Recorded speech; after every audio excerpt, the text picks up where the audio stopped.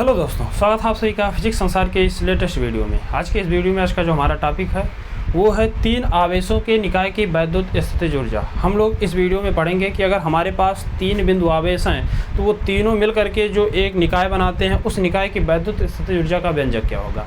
तो चलिए शुरू करते हैं।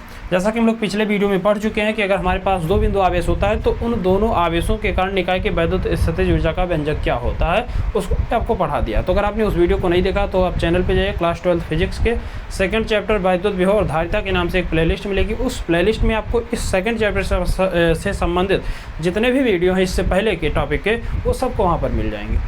तो चलिए शुरू करते हैं। हम लोग जानते हैं कि वैद्युत स्थितिज ऊर्जा क्या होती है कि अनंत से आवेश को एक दूसरे के समीप ला करके, अनंत से आवेश को एक दूसरे के समीप ला करके किसी निकाय की रचना करने में जो कार्य किया जाता है, वही कार्य जो होता है उसी को हम लोग क्या कहते हैं, निकाय की वैद्युत स्थितिज ऊर्जा कहते हैं। तो यहाँ पर हम लोग क्या करते हैं, मान लेते हैं हमारे पास तीन चार्ज है और तीनों को हम लोग अनंत से लेकर के आ रहे हैं। तो मान लीजिए कि पहला जो आवेश है वो है Q1, इसको हम लोग अनंत से लेकर के आते हैं किसी बिंदु A पर। तो जब आप इसको लेकर के आओगे तो ये इसके अब यहाँ पर जब पहली बार ये आ रहा है तो उस स्थिति में यहाँ पर तो कोई वैद्युत क्षेत्र है नहीं, और अगर कोई वैद्युत क्षेत्र पहले से नहीं है तो उस स्थिति में यहाँ पर कोई वैद्युत बल भी कार्य नहीं करेगा, और अगर कोई वैद्युत बल नहीं कार्य करेगा तो उस स्थिति में जो कार्य होगा वो भी क्या होगा, जीरो होगा, क्योंकि कार्य बराबर होता है बल गुणा विस्थापन, और अगर बल जीरो है तो कार्य भी क्या हो जाएगा, जीरो हो जाएगा। यानी पहले आवेश को चाहे जहाँ पर अगर आप लेकर के आते हैं तो वहाँ पर जो कार्य होगा वो शून्य होगा। लेकिन अगर इस आवेश Q1 की उपस्थिति में किसी दूसरे आवेश को लेकर के आइए, मान लीजिए कि Q1 आवेश पहले से बिंदु A पर रखा है, अब ये अगर यहाँ पर उपस्थित है तो इसकी उपस्थिति में कोई दूसरा चार्ज लीजिए और उसको मान लीजिए कि हम लोग लाते हैं किसी बिंदु B पर, रखते हैं किसको, Q2 को।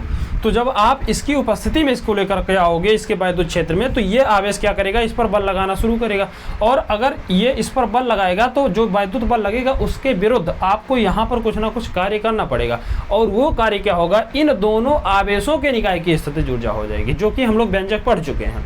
ठीक, और वो हमने पढ़ा है कि होता है U = 1/4πε into Q1 into Q2 बटे स्मॉल r। ये व्यंजक हम लोग पढ़े हैं। ठीक, तो ये दो बिंदु आवेशों के लिए है, इसका डेरिवेशन भी हम लोग कर चुके हैं। लेकिन यहाँ पर हमें बात करनी है तीन आवेश की। तो एक तीसरा आवेश लेकर के आते हैं। तो मान लीजिए कोई तीसरा चार्ज लेकर के आते हैं जो कि Q3 है, और इसे मान लीजिए किसी बिंदु C पर ला करके रखते हैं। अब जब आप इस तीसरे चार्ज को लेकर के आओगे तो पहले जो आवेश है ये तो इस पर बल लगाएगा, और अगर ये इस पर बल लगाएगा तो इस बल के विरुद्ध भी आपको यहाँ पर कुछ ना कुछ कार्य करना पड़ेगा। सेकंड, ये दूसरा आवेश है, ये दूसरा आवेश भी इस पर बल लगाएगा, और अगर दूसरा आवेश भी इस पर बल लगाएगा तो इस दूसरे आवेश के दूसरे बल, जो आपका दूसरा आवेश बल लगा रहा है उसके विरुद्ध भी आपको कुछ ना कुछ कार्य करना पड़ेगा। तो उस स्थिति में इस तीसरे आवेश को लाने में दो कार्य करने पड़ेंगे, एक तो इसके विरुद्ध और एक इसके विरुद्ध। तो यहाँ पर जो कार्य मिलेगा, अब ये तीनों मिल करके टोटल जितना कार्य हो रहा वही कार्य क्या होगा, इस तीनों से मिल करके जो भी निकाय बना है उसकी स्थितिज ऊर्जा का व्यंजक हो जाएगा। ठीक, तो हम लोग क्या करते हैं, मान लेते हैं कि जो Q1 और Q3 है इसके बीच की जो दूरी है उसको हम लोग मान लीजिए R13 है। Q1 Q2 की स्थिति जो है इसके बीच की दूरी मान लीजिए R13, R12 1 है, 2 है तो 12 मान लीजिए। यहाँ पर जो इसके बीच की दूरी है उसको मान लीजिए R32 या 23, जो भी आप मान लीजिए, ये मान लीजिए इसके बीच की दूरियाँ हैं। तो पहले आवेश की उपस्थिति में दूसरे आवेश को लाने में किया गया कार्य, आप यहाँ पर डायरेक्ट लिखेंगे पहले आवेश की उपस्थिति में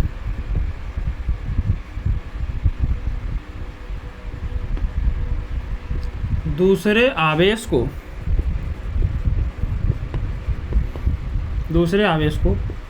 B तक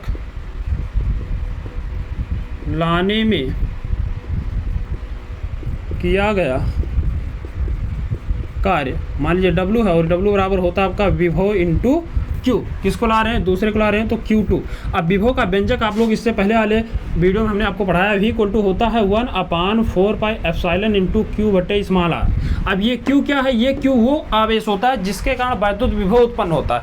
तो यहाँ पर किसके कारण उत्पन्न हो रहा है, पहले आवेश के कारण। तो यहाँ पर जब आप विभव का सूत्र लिखोगे तो हो जाएगा W, इसको मान लीजिए W1 है तो W1 = हो जाएगा V1 इंटू Q2, और V1 का जब मान रखोगे तो यहाँ से हो जाएगा आपका W1 = V1 का मान होगा 1/4πε0 इंटू Q1 बटे स्मॉल r, और इंटू हो जाएगा आपका Q2। यहाँ से लिख सकते हो W1 = 1/4πε0 into Q1 into Q2 बटे r। ये होगा आपका पहले आवेश की उपस्थिति में दूसरे आवेश को लाने में किया गया कार्य। ठीक, अब यहाँ पर जब ये लेकर आ गए, अब हम क्या करेंगे, दो आवेश हो गए, अब इन दोनों की उपस्थिति में तीसरे को लाने में किया गया कार्य निकालेंगे। फिर आगे इसको समीकरण एक बना देंगे, फिर आगे लिखेंगे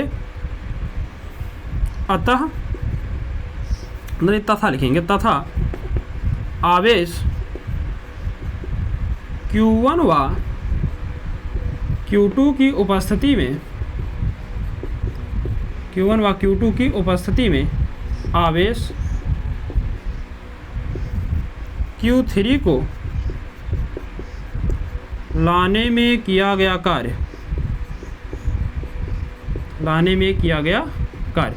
इसको मान लीजिए W2 है, और ये देखो, अब जब आप ये दोनों पहले से उपस्थित था तो इसको लाओगे तो इसके विरुद्ध भी कार्य करना पड़ेगा और इसके विरुद्ध भी कार्य करना पड़ेगा। तो उस स्थिति में जब इसके विरुद्ध अगर हम कार्य देखें तो ये हो जाएगा। एक चीज़ और आपको देखना है, यहाँ पर ये जो दूरी है पहले और दूसरे की, ये R12 है, तो यहाँ पर क्या लिखेंगे R12, तो यहाँ पर भी हो जाएगा R12।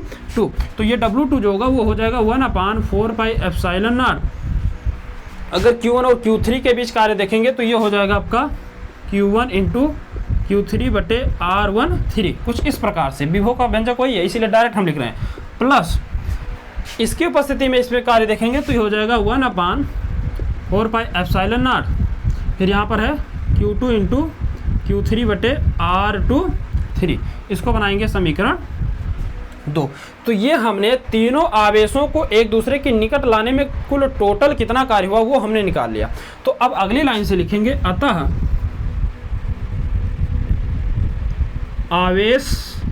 आवेशों के निकाय की, आवेशों के निकाय की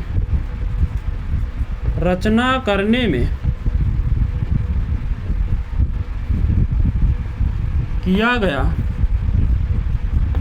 कुल कार्य, मान लीजिए कितना है W, और ये बराबर होगा किसके, W1 + W2 के। ठीक, दोनों का योग करेंगे तो यहाँ से W हो जाएगा, W1 का मान अभी आप देखो तो ये है आपका 1/4πε0 Q1 × Q2/R12 प्लस W2 का मान आप देखो तो ये है आपका 1/4πε0 Q2 × Q3/R23 प्लस 1/4πε0 Q2 और Q3 हो गया, Q2 Q3 हमने लिख लिया, फिर Q1 और Q3 है तो Q1 × Q3/R13। ठीक, तो ये हो जाएगा परिणामी व्यंजक। सभी में देखो तो 1/4πε कॉमन है, तो यहाँ से आप लिख सकते हो W = 1/4πε, कॉमन करोगे तो यहाँ से बचेगा आपका Q1 × Q2/R12, Q1 × Q3 है, फिर Q1 × Q3/R13 प्लस यहाँ पर क्या है Q2 × Q3/R23, ये हो जाएगा।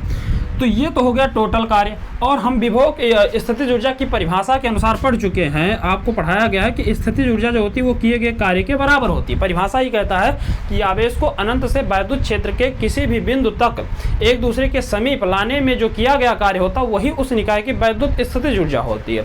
तो यहाँ पर W जो होगा वो क्या होगा, U के बराबर होगा। स्थितिज ऊर्जा को U से प्रदर्शित करते हैं तो यहाँ से U बराबर हो जाएगा 1/4πε, यहाँ पर होगा Q1 × Q2/R12 plus Q1 × Q3/R13 और प्लस Q2 × Q3/R23, और ये जो होगा ये परिणामी स्थितिज ऊर्जा का व्यंजक हो जाएगा। मात्रक लिख लेंगे जोड़। तो तीन आवेशों के निकाय की वैद्युत स्थितिज ऊर्जा का जो व्यंजक होगा वो हो जाएगा 1/4πε Q1 × Q2/R12, Q1 × Q3/R13, Q2 × Q3/R23।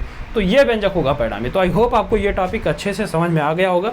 यदि आपको ये टॉपिक अच्छे समझ में आया हो तो चैनल को सब्सक्राइब कीजिए, वीडियो को लाइक कीजिए, अपने दोस्तों में शेयर कीजिए। मिलते हैं अगले वीडियो में अगले टॉपिक के साथ, तब तक के लिए जय हिंद।